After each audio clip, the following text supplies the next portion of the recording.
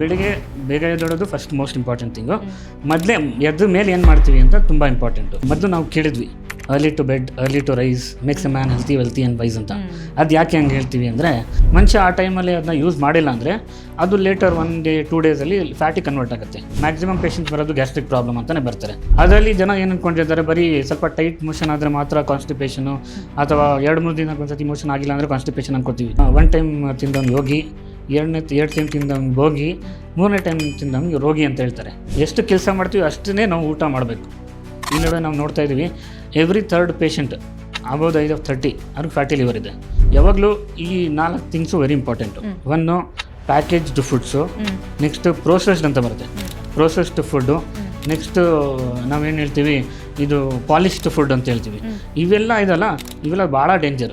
ಮನುಷ್ಯನಿಗೆ ಹೊಟ್ಟೆ ಒಬೆಸಿಟಿ ಇದೆ, ಹೊಟ್ಟೆ ಮಾತ್ರ ದಪ್ಪ ಇದೆ ಅಂಥವ್ರಿಗೆ ಭಾಳ ಇದೆಲ್ಲ ತುಂಬ ಕಾಮನ್. ಸೊ ಅದು ಡೈಲಿ ತಿಂತಾ ಇದ್ರೆ ಮಾತ್ರ ನಿಮ್ಮ ಕಾಯಿಲೆ ಬರೋದು ಭಾಳ ಜಾಸ್ತಿ. Like sugar, BP, thyroid, obesity, heart problems ಇದೆಲ್ಲ ಭಾಳ ಜಾಸ್ತಿ. 1 time ಡೇ ಡ್ಯೂಟಿ ಮಾಡ್ತಾರೆ, 1 time ಆಫ್ಟರ್ನೂನ್ ಡ್ಯೂಟಿ ಇರುತ್ತೆ, 1 time ನೈಟು. ಇದು ನಮ್ಮ ಸರ್ಕ್ಯಾಡಿಯನ್ ರಿದಮ್ ಅಂತ ಏನು ಹೇಳ್ತೀವಿ, ಸ್ಲೀಪ್ ಸೈಕಲ್ ಅಂತೀವಿ. ಇದರಲ್ಲಿ ಭಾಳ ವ್ಯತ್ಯಾಸ ಆಗುತ್ತೆ. ಏನು ಕೆಲಸ ಮಾಡಿಲ್ಲ, ಮೊಬೈಲ್ ತೆಗೆದು ಸುಮ್ಮನೆ ಸ್ಕ್ರೋಲ್ ಮಾಡಿಬಿಟ್ಟು ಏನೂ ಇಲ್ಲಲ್ಲ ಅಂತ ಸುಮ್ಮನೆ ತಿರ್ಗಾ ಅನ್ನ ಸೈಡಿಗೆ ಇಡೋದು, ಇದರಲ್ಲಿ 90 minutes ಜನರದ್ದು ವೇಸ್ಟ್ ಆಗ್ತಾಯಿದೆ ಪರ್ ಡೇ. ನಾವು ನಮ್ಮ ಮುತ್ತಾದಿಂದ ನಾವು ನೋಡಿದ್ದೀವಿ, ಆಫ್ಟರ್ ಸನ್ಸೆಟ್ಟು ಅವರೆಲ್ಲ ಮಲ್ಕೊಂಡು ಬಿಟ್ಟಿರ್ತಾರೆ. 7-8 o'clock ಎಲ್ಲ ಫುಲ್ ಡಾರ್ಕ್ ಆಗಿಬಿಡುತ್ತೆ, ಯಾರೂ ಆಚೆ ಕಾಣಲ್ಲ. 5-6 ಗಂಟೆವರೆಗೂ ಎಲ್ಲರೂ ಕೂತ್ಕೊಂಡು ಮಾತಾಡ್ತಾರೆ. ಆಮೇಲೆ 6 ಗಂಟೆವರೆಗೂ ಎಲ್ಲ ಡಿಸ್ಪರ್ಸ್ ಆಗ್ತಾರೆ. 7 ಗಂಟೆಗೆ ಯಾರೂ ಕಾಣೋದಾಗಿಲ್ಲ. ಸೊ ಈ ಲೈಫ್ದಲ್ಲಿ ವಾಪಸ್ ಬರಬೇಕಾಗತ್ತೆ ನಾವು.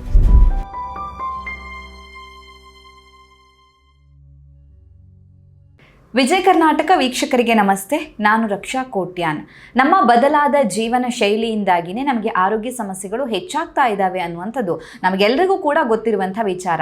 ಯಾಕಂತ ಹೇಳಿದ್ರೆ ನಮ್ಮ ಅಜ್ಜ ಅಜ್ಜಿಗೆ ಕಂಪೇರ್ ಮಾಡಿದಾಗ ಅವರ ಆರೋಗ್ಯಕ್ಕೂ ನಾವು ಈಗ ನಡೆಸ್ತಾ ಇರುವಂಥ ಜೀವನ ಶೈಲಿ ನಮ್ಮ ಆರೋಗ್ಯಕ್ಕೂ ತುಂಬ ಅಜಗಜಾಂತರ ವ್ಯತ್ಯಾಸ ಇದೆ. ಹಾಗಿದ್ರೆ ನಾವು ಪ್ರತಿನಿತ್ಯ ಮಾಡುವಂಥ ಯಾವೆಲ್ಲ ಸಣ್ಣ ಸಣ್ಣ ತಪ್ಪುಗಳು ನಮ್ಮ ಆರೋಗ್ಯದ ಮೇಲೆ ಪರಿಣಾಮವನ್ನು ಬೀರುತ್ತೆ, ಲಾಂಗ್ ಟರ್ಮ್ ಅಲ್ಲಿ ಅದು ಹೇಗೆ ಎಫೆಕ್ಟನ್ನು ಮಾಡುತ್ತೆ, ಸೊ ದೈನಂದಿನ ಜೀವನದಲ್ಲಿ ಯಾವೆಲ್ಲ ಬದಲಾವಣೆಗಳನ್ನು ನಾವು ತರಬೇಕು ಅನ್ನೋದ್ರ ಬಗ್ಗೆ ಹೆಚ್ಚಿನ ಮಾಹಿತಿನ ತಿಳಿಸ್ಕೊಡೋದಕ್ಕೆ ಇವತ್ತು ನಮ್ಮ ಜೊತೆ ಇದ್ದಾರೆ doctor Mohammed Zakaria, physician intensivist, Hosmat hospital, Kalyan Nagar, Bangalore. Doctor, ಕಾರ್ಯಕ್ರಮಕ್ಕೆ ಸ್ವಾಗತ. ಥ್ಯಾಂಕ್ ಯು ಸೊ ಮಚ್, ಧನ್ಯವಾದಗಳು. Thank you sir. ಡಾಕ್ಟರ್, ಈಗ ನಾವು ಡೈಲಿ ಲೈಫ್ ಸ್ಟೈಲಲ್ಲಿ ಮಾಡುವಂಥ ಮಿಸ್ಟೇಕ್ಸ್ ಯಾವುದು ಅನ್ನೋದ್ರ ಬಗ್ಗೆ ಇವತ್ತಿನ ಇಂಟರ್ವ್ಯೂಲಿ ಮಾತಾಡ್ಲಿಕ್ಕಿದ್ದೀವಿ. ಡಾಕ್ಟರ್, ಈಗ ನಮ್ಮ ಜೀವನ ಶೈಲಿ ಚೇಂಜ್ ಆಗಿದೆ. ಸೊ ಹಿಂದೆ ಕಂಪೇರ್ ಮಾಡಿದಾಗ ನಮ್ಮ ಲೈಫ್ ಸ್ಟೈಲ್ ಕಂಪ್ಲೀಟ್ ಆಗಿನೇ ಚೇಂಜ್ ಆಗಿದೆ ಅಂತ ಹೇಳ್ಬೋದು. ಸೊ ನಮ್ಮ ಡೈಲಿ ಹ್ಯಾಬಿಟ್ಸಲ್ಲಿ ನಾವು ನೋಡೋದಾದರೆ ಅದು ಇವತ್ತಿಗೆ ಎಫೆಕ್ಟ್ ಕೊಡೋದಿಲ್ಲ. ನಾವು ಮಾಡುವಂಥ ಡೈಲಿ ರುಟೀನ್ ಆಗಿರ್ಬೋದು, ನಮ್ಮ ಹ್ಯಾಬಿಟ್ಸ್ ಇವತ್ತು ಎಫೆಕ್ಟ್ ಕೊಡೋದಿಲ್ಲ. ಆದರೆ ಫ್ಯೂಚರಲ್ಲಿ ಲಾಂಗ್ ಟರ್ಮಲ್ಲಿ ಯಾವೆಲ್ಲ ಹ್ಯಾಬಿಟ್ಸ್ ನಮಗೆ ಎಫೆಕ್ಟ್ ಆಗುತ್ತೆ, ಸೊ ಎಲ್ಲಿ ನಾವು ಚೇಂಜ್ ಮಾಡ್ಕೋಬೇಕಾಗುತ್ತೆ ಅಂತ.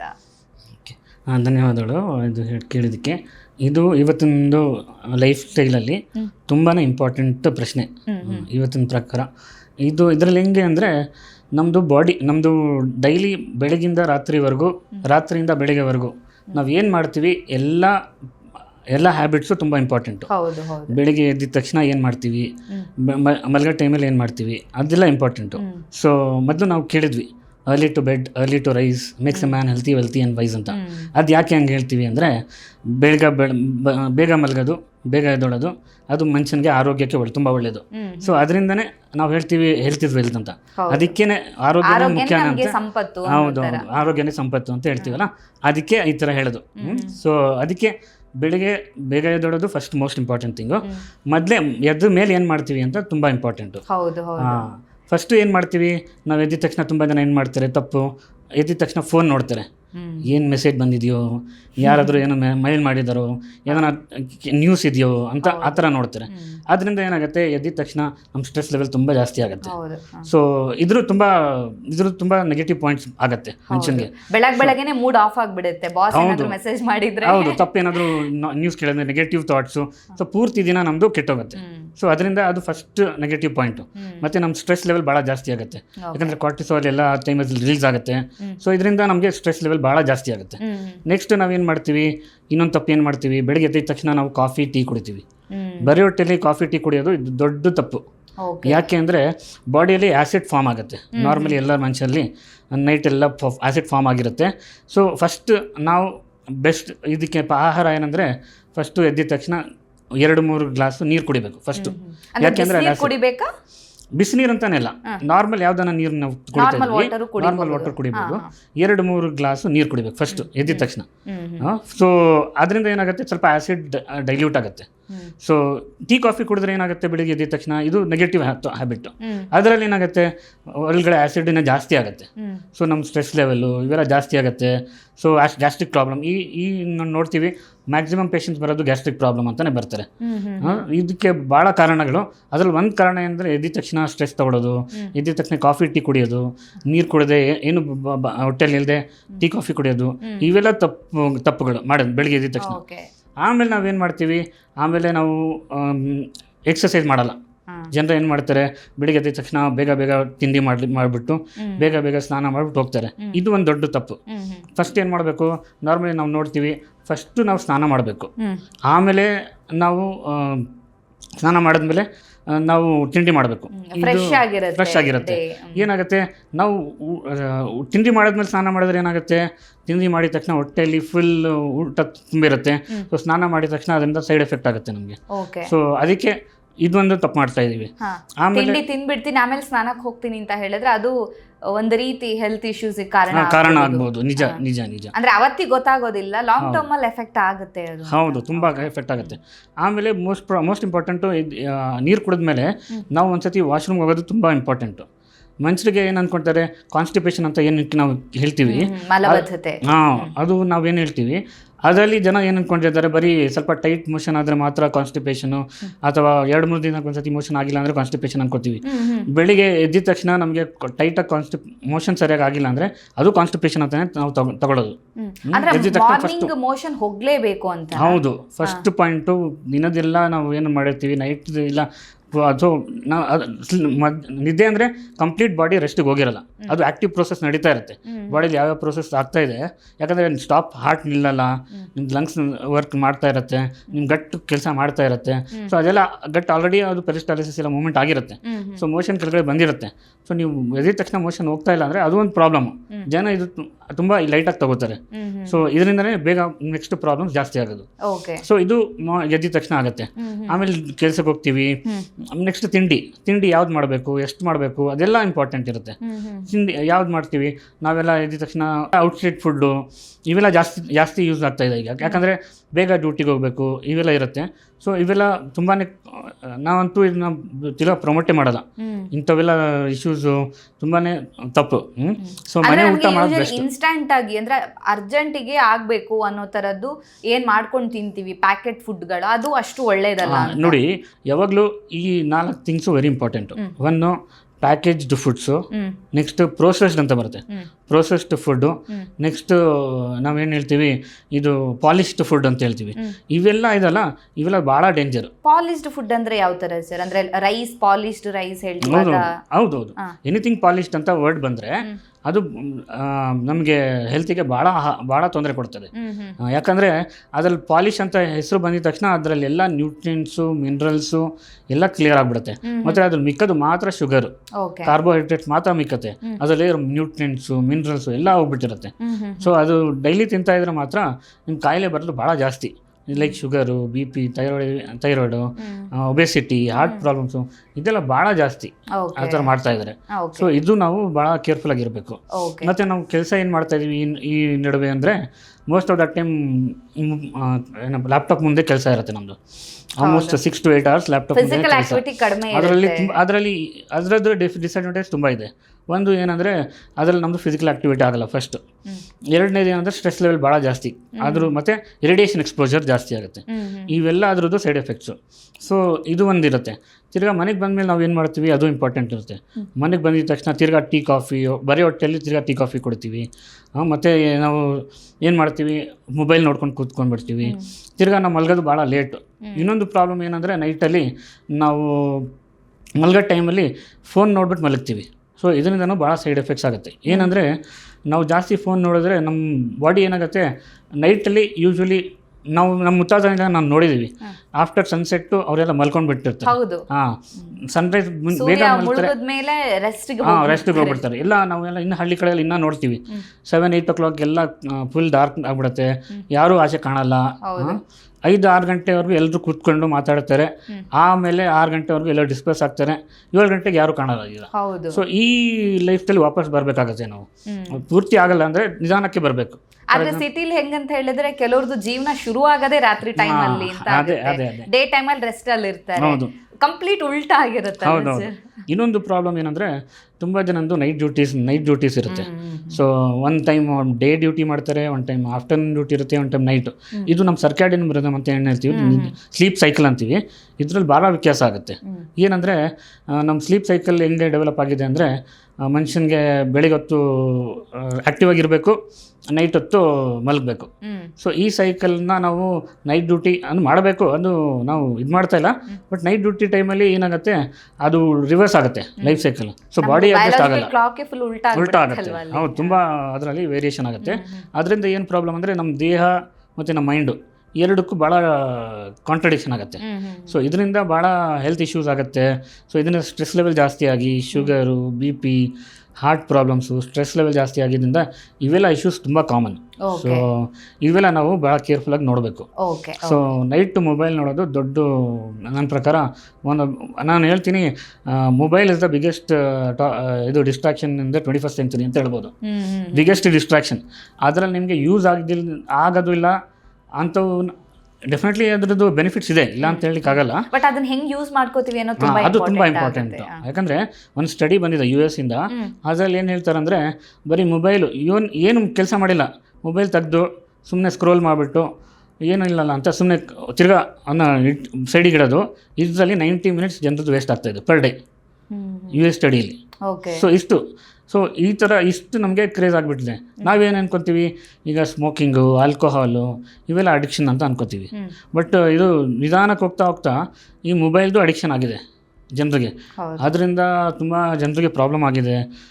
ಏನಂತ ಅದು ಪರ್ಟಿಕ್ಯುಲರ್ಲಿ ಮಕ್ಕಳಿಗೆ ಅಡಿಕ್ಷನ್ನು. ಬೆಳಿಗ್ಗೆ ರಾತ್ರಿ ಹೊತ್ತು ಮಕ್ಕಳು ಮಲಗೋಕ್ಕೆ ಆಗಲ್ಲ, ಅದು ಅಡಿಕ್ಷನಿಂದ. ರಾತ್ರಿ ಮೊಬೈಲ್ ತುಂಬ ಜಾಸ್ತಿ ಆಗಿದೆ. ನಮ್ಮದು ತುಂಬ ಸ್ಟಡೀಸಲ್ಲಿ ಹೇಳ್ತಾರೆ, 2 ವರ್ಷಕ್ಕಿಂತ ಕೆಳಗಡೆ ಇರೋ ಮಕ್ಕಳಿಗೆ ಸ್ಕ್ರೀನ್ ಟೈಮೇ ಕೊಡೋಂಗಿಲ್ಲ ಅಂತ, 0 ಸ್ಕ್ರೀನ್ ಟೈಮ್ ಅಂತ. ಈಗ ನೋಡಿದ್ರೆ 1 ವರ್ಷ ಮಗುಗೆ ಊಟ ಮಾಡ್ಸೋಕ್ಕೆಲ್ಲ ಸ್ಕ್ರೀನ್ ಟೈಮ್ ಜಾಸ್ತಿ ಮಾಡಿಬಿಟ್ಟಿದ್ದಾರೆ. ಸೊ ಇವೆಲ್ಲ ತುಂಬಾ ಪ್ರಾಬ್ಲಮ್ಸ್ ಇದ್ದಾವೆ.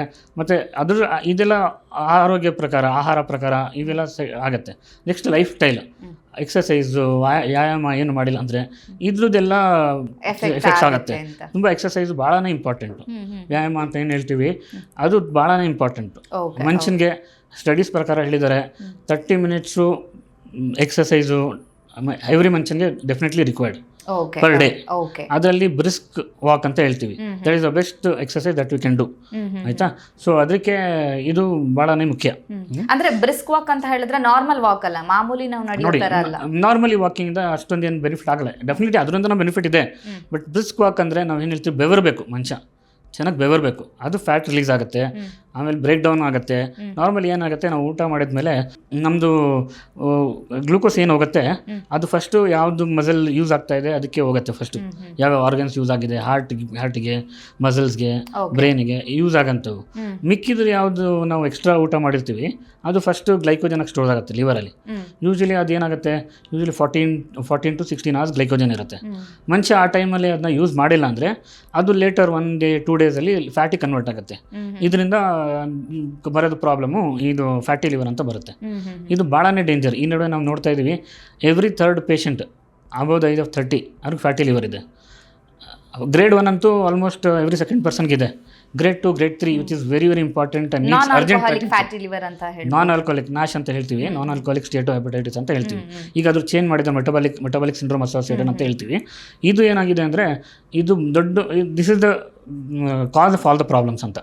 Like we use to think, ನಾವು ಈಗ ಮೊದಲು ನಾವು ಹೇಳ್ತಿದ್ವಿ 2 biggest problems that can lead to health issues ಅಂತ. ಒಂದು ನಾವು ಹೇಳ್ತಿದ್ವಿ ಕಾನ್ಸ್ಟಿಪೇಷನು, ಸೆಕೆಂಡ್ ಥಿಂಗ್ ಒಬೆಸಿಟಿ ಅಂತ ಹೇಳ್ತಿದ್ವಿ. ಹೌದು, ಜಾಸ್ತಿ ತೂಕ ಜಾಸ್ತಿ ಆಗೋದು ಮತ್ತು ಇದು ಕಾನ್ಸ್ಟಿಪೇಷನ್. ಇವೆರಡು ಪ್ರಾಬ್ಲಮ್ಸು ನಾವು ಮೊದಲು ಅಂದ್ಕೊಂಡಿದ್ದು it's root of are the causes problems ಅಂತ. ಈಗ ಅದಕ್ಕೆ ಸೇರಿಸಿರೋದು ನಾವು ಫ್ಯಾಟಿ ಲಿವರ್ ಅಂತ ಸೇರಿಸಿದ್ವಿ. ಅದು ಕೂಡ ಕಾಮನ್ ಅನ್ನೋ ತರ. ಹೌದು, ಇದೆರಡು ಸೇರಿ ಫ್ಯಾಟಿ ಲಿವರ್ಗೆ ಆಗೋದು. ಯಾಕೆಂದರೆ ಒಬೆಸಿಟಿಯಲ್ಲಿ ಫ್ಯಾಟ್ ತುಂಬಿಕೊಳ್ಳುತ್ತೆ ಲಿವರಲ್ಲಿ. ಸೊ ಇದರಿಂದ ಬೇರೆ ಬೇರೆ ಕಾರಣ. ಇದರ first most important insulin resistance ಅಂತ ಹೇಳ್ತೀವಿ. ಇನ್ಸುಲಿನ್ನು ಸರಿಯಾಗಿ ಕೆಲಸ ಮಾಡಲ್ಲ ಬಾಡಿಯಲ್ಲಿ. ಇನ್ಸುಲಿನ್ ಇರುತ್ತೆ ನೋಡಿ, ಡಯಾಬಿಟಿಸ್ ಅಂತ ಏನು ಹೇಳ್ತೀವಿ ಅದರಲ್ಲಿ 2 ಟೈಪ್ ಇರುತ್ತೆ. ಒಂದು ಟೈಪ್ 1 ಡಯಾಬಿಟಿಸ್ ಅಂತ ನಾವು ಹೇಳ್ತೀವಿ. ಅದರಲ್ಲಿ ಬಾಡಿಯಲ್ಲಿ ಇನ್ಸುಲಿನ್ ಉತ್ಪಾದನೆ ಆಗಲ್ಲ, ಚಿಕ್ಕ ಮಕ್ಕಳಿಂದಾನೇ ಶುರು ಆಗುತ್ತೆ. ಅದು ನಾವು ಅದಕ್ಕೆ ಏನು ಮಾಡೋಕ್ಕಾಗಲ್ಲ, ಇನ್ಸುಲಿನ್ನೇ ಔಷಧಿ. ಎರಡನೇದು ಏನಿರುತ್ತೆ ಅಂದರೆ ಟೈಪ್ 2 ಅಂತ ನಾವು ಹೇಳ್ತೀವಿ. ಟೈಪ್ 2 ಡಯಾಬಿಟಿಸ್ ಅಂದರೆ ಅದರಲ್ಲಿ ಏನಂದರೆ ಇನ್ಸುಲಿನ್ ಇರುತ್ತೆ, ಅಷ್ಟು ಚೆನ್ನಾಗಿ ಅದು ಕೆಲಸ ಮಾಡಲ್ಲ, ಅದು ರಿಸೆಪ್ಟರ್ ಲೆವೆಲಲ್ಲಿ ಪ್ರಾಬ್ಲಮ್ ಇರುತ್ತೆ. ಸೊ ಅದಕ್ಕೆ ಹೆಂಗಂದ್ರೆ ಏಜ್ಡ್ ಪೀಪಲ್ ಅಲ್ಲಿ ಜಾಸ್ತಿ ನೋಡ್ತೀವಲ್ಲ ಇದು. ಹೌದು, ಆಫ್ಟರ್ ದ ಏಜ್ ಆಫ್ 30-40 ಈಗ ತುಂಬಾನೇ ಕಡಿಮೆ ವಯಸ್ಸಿಂದಾನೇ ಸ್ಟಾರ್ಟ್ ಆಗ್ತಾ ಇದೆ ಅದು, because of life style problems, lack of exercise, obesity. Always ಇದು ತುಂಬಾನೇ ಇಂಪಾರ್ಟೆಂಟು. ಅಬ್ಡಾಮಿನಲ್ ಒಬೆಸಿಟಿ ಅಂತ ನಾವು ಹೇಳ್ತೀವಿ. ಹೊಟ್ಟೆ ಓವರ್ ಆಲ್ ಪೇಷಂಟ್ ಸ್ವಲ್ಪ ಮಸ್ಕ್ಯುಲರ್ ಇದೆ, ಅದು that is not big issue. But ಮನುಷ್ಯನಿಗೆ ಹೊಟ್ಟೆ ಒಬೆಸಿಟಿ ಇದೆ, ಹೊಟ್ಟೆ ಮಾತ್ರ ದಪ್ಪ ಇದೆ, ಅಂಥವ್ರಿಗೆ ಭಾಳ ಇದೆಲ್ಲ ತುಂಬ ಕಾಮನ್. ಶುಗರ್ ಬರುವಂತ ರಿಸ್ಕ್ ಜಾಸ್ತಿ ಇರುತ್ತೆ. ಹಾರ್ಟ್ ಪ್ರಾಬ್ಲಮ್ ನಾವು ಹೇಳ್ತೀವಿ, obesity, diabetes, these are equivalent to heart disease ಅಂತ. ಅವ್ನು ಮನುಷ್ಯನಿಗೆ ಹಾರ್ಟ್ ಟೋಟಲಿ ನಾರ್ಮಲ್ ಇದೆ, ಆದರೂ ಒಂದ್ಸತಿ ಒಬೆಸಿಟಿ ಇದೆ, ಡಯಾಬಿಟಿಕ್ ಇದೆ ಅಂದರೆ ಸ್ಟೇಜ್ 1 ಕಾರ್ಡಿಯಾಕ್ ಡಿಸೀಸ್ ಅಂತ ಆಲ್ರೆಡಿ ಪ್ರೂವ್ ಆಗಿದೆ ತುಂಬ ಸತಿ. ಮೊದಲು ಇದು ಕಾನ್ಸೆಪ್ಟ್ ಇರಲಿಲ್ಲ. ಈಗ ಶುಗರ್ ಇದೆ ಅಂದರೆ ಅದು ಆಲ್ರೆಡಿ ಟೈಪ್ 1 ಅವನಿಗೆ ಕಾರ್ಡಿಯಾಕ್ ಪ್ರಾಬ್ಲಮ್ ಇದೆ ಅಂತ ಫಸ್ಟ್ ಸ್ಟೇಜ್. ಸೊ ಈ ಥರ ನಾವು ಇದು ಮಾಡ್ತೀವಿ. ಸೊ ಇದಕ್ಕೆ ಇನ್ಸುಲಿನ್ ರೆಸಿಸ್ಟೆನ್ಸ್ ಅಂತ ಹೇಳ್ತೀವಿ. ಇದು ಯಾಕಂದರೆ ಲಿವರ್ನಲ್ಲಿ ಫ್ಯಾಟ್ ಡೆಪಾಸಿಟ್ ಆಗಿ ಇವೆಲ್ಲ ಇನ್ಸುಲಿನ್ ರೆಸಿಸ್ಟೆನ್ಸ್ ಫಾರ್ಮ್ ಆಗುತ್ತೆ. ಸೊ ಅದಕ್ಕೆ ನಾವು ಏನು ಮಾಡಬೇಕು, ಒನ್ ಮೋರ್ ಇಂಪಾರ್ಟೆಂಟ್ ಥಿಂಗ್ ಏನಂದರೆ ನಾವು ಎಷ್ಟು ಊಟ ಮಾಡ್ತೀವಿ ಅಷ್ಟು ನಾವು ಕೆಲಸ ಮಾಡಬೇಕು. ಎಷ್ಟು or we can go the other way round. ಎಷ್ಟು ಕೆಲಸ ಮಾಡ್ತೀವಿ ಅಷ್ಟೇ ನಾವು ಊಟ ಮಾಡಬೇಕು. ಎಷ್ಟು ಆಹಾರ ತಗೋಬೇಕಂದ್ರೆ ನಾವೆಷ್ಟು ಊಟ ಮಾಡ್ತೀವಿ, ಪರ್ಟಿಕ್ಯುಲರ್ಲಿ ಇದು ನಾವು ಕಾರ್ಬೋಹೈಡ್ರೇಟ್ ಅಂತ ಏನು ಹೇಳ್ತೀವಿ, ಅದು ನಾವೆಷ್ಟು ಖರ್ಚು ಮಾಡ್ತೀವಿ ಅಷ್ಟೇ ನಾವು ತಗೋಬೇಕು. ಇದು ವೆರಿ ವೆರಿ ಇಂಪಾರ್ಟೆಂಟು. ಅದು ಎಕ್ಸ್ಟ್ರಾ ಏನಿರುತ್ತೆ ಅದೇ ಹೋಗಿ ಲಿವರಲ್ಲಿ ಡೆಪಾಸಿಟ್ ಆಗೋದು, ಅದೇ ಹೋಗಿ ಫ್ಯಾಟ್ ಫಾರ್ಮ್ ಆಗೋದು, ಅದೇ ಹೋಗಿ ಮೆನ್ಷನ್ದು ಒಬೆಸಿಟಿ ಫಾರ್ಮ್ ಮಾಡೋದು.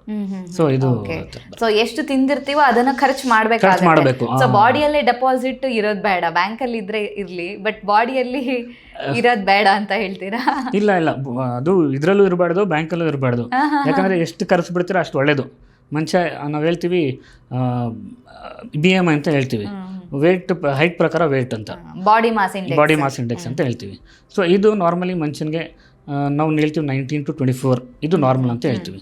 ಸೊ ಈ ರೇಂಜ್ಗಿಂತ ಜಾಸ್ತಿ ಇದೆ ಅಂದರೆ ಅದು ವೇರೀಸ್ ಇದೆ. ನಾವು ಓವರ್ ವೇಟ್ ಅಂತೀವಿ, ಒಬೆಸಿಟಿ ಅಂತೀವಿ, ಮಾರ್ಬಿಡ್ ಒಬೆಸಿಟಿ ಅಂತ ಹೇಳ್ತೀವಿ. ಈ BMI is a very important thing. ಯಾಕಂದರೆ 25 ನಾವು ಮ್ಯಾಕ್ಸಿಮಮ್ ನಾರ್ಮಲ್ ತೊಗೋತೀವಿ, 25 to 30 ನಾವು ಹೇಳ್ತೀವಿ ಓವರ್ ವೇಟ್ ಅಂತ ಹೇಳ್ತೀವಿ. ಅವ್ರಿಗೂ ಅಟೆನ್ಷನ್ ಬೇಕು, ನಾಟ್ ವೆರಿ ಅರ್ಜೆಂಟ್ಲಿ, ನಿಧಾನಕ್ಕೆ ಅವ್ರಿಗೆ ಅಟೆನ್ಷನ್ ಬೇಕು. 30 to 35 BMI ಏನಿರ್ತದೆ ಪರ್ಟಿಕ್ಯುಲರ್ಲಿ. ಈಗ ಏನಂದರೆ ನಮ್ಮಲ್ಲಿ ಇಂಡಿಯನ್ಸಲ್ಲಿ ನಾವು ತೂಕ ಮೇಲೆ ಹೋಗ್ತೀವಿ, ನನ್ನ ತೂಕ ಏನು 70 ಇದೆ ಅಷ್ಟೇ, 60 ಇದೆ ಅಷ್ಟೇ ಅಂತ ಹೇಳ್ತಾರೆ.